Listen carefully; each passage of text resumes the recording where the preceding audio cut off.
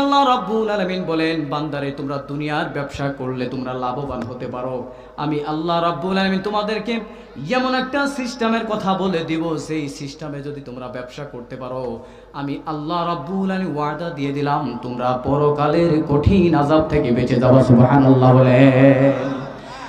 Number 1 ব্যবসা হচ্ছে তুমিনু বিল্লাহি ওয়া রাসূলিহি ওয়া তুজাহিদুনা ফি সাবিলিল্লাহি আমওয়াল। আল্লাহু আকবার বলেন। নাম্বার 1 ব্যবসা হচ্ছে সর্বপ্রথম আল্লাহর উপরে ঈমান আনতে হবে, ওয়া রাসূলিহি তার রাসূলের উপর ঈমান আনতে হবে।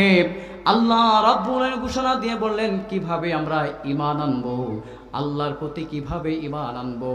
এবার আল্লাহ রাব্বুল আলামিন বলেন, আমি আসমান বানাইছি, জমিন বানাইছি, মাটি বানাইছি, বাতাস বানাইছি, সব কিছু বানাইছেন কে? আওয়াজ জোরে দিয়ে বলেন, কে বানাইছেন? আল্লাহ বানাইছেন। সব কিছু বানানো মালিক কে? এই জন্যই নবী মুহাম্মদুর